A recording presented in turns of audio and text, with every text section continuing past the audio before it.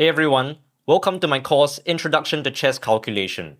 I am FIDE Candidate Master Azo Chua, and I'll be teaching you how to build a solid foundation in chess calculation. As a beginner, it's fantastic that you are already looking to bring such structure into your thought process. The reason is that what you see with many self-taught players is that they build their own ineffective techniques when they start out as beginners. And yes, maybe it works out in early stages when they're playing against other weaker opponents. But as they move on to intermediate or even advanced level, they begin to struggle. And that's because the techniques they have created are not sufficiently robust to handle the more complex situations. And as a result, they have to unlearn everything that they have trained for, learn the correct way before they can break through this rating barrier. And to ensure you do not suffer the same fate, I'll be teaching you all the techniques that I am using at the master level. So you will never find yourself needing to unlearn anything on your journey to chess mastery. The only thing I ask of you is that throughout this course, no matter whether you find the puzzles too easy, too difficult, or somewhere in between, I want you to focus on application of the techniques. Nothing else really matters. I'm not concerned about your speed. I'm not even concerned about how many puzzles you get right or wrong. Your accuracy is not nearly as important to me as your attention to the thought process required to solve it.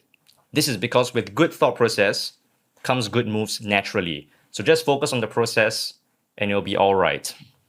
And the next thing I want to talk about is how you are going to use this video.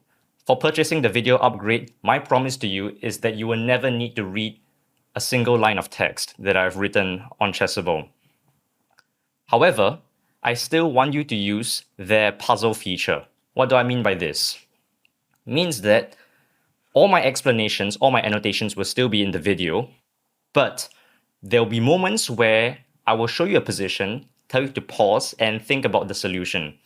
And instead of just thinking about it internally, I want you to open a new tab, go to my course and solve the puzzles. Get used to moving your mouse, committing to the move, and having it recorded by Chessable. So if you have certain mistakes that you're frequently making, all of this can be made apparent. That's it for the video. And the last thing in the introduction is that glossary of chess terms that I've created. These are different types of chess terminology. Again, you don't have to read that. I'll explain to you everything here. The main thing I want you to take away is relative piece value. Relative piece value is a way of estimating the value of each piece. It has no grounding in any concrete chess rules. Again, it's just a heuristic for you to make your own estimates. And that will inform whether you're making a good trade or not. So on the chessboard, there are 6 unique pieces: pawn, knight, bishop, rook, queen, and finally the king. And each of those have an estimated value.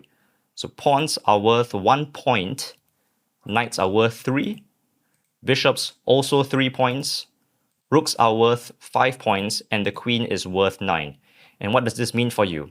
It means that if you're given the opportunity to make certain trades, for example, if you are able to trade these 2 pawns for the knight, that will be 2 points for 3 points. That is a good trade, and that suggests that you should make it. In contrast, if say you have the opportunity to trade a queen for a rook plus 1 bishop, that will be 9 points for 8 points. 5 plus 3 makes 8. So that's a negative trade. 9 points for 8 points. So you shouldn't be making it. Again, this has no grounding in any concrete chess rules. This is just an estimate to tell you how powerful the pieces are, and therefore roughly how much you should value them with respect to the enemy pieces. With that, we're done with the introduction. I will see you in chapter 1.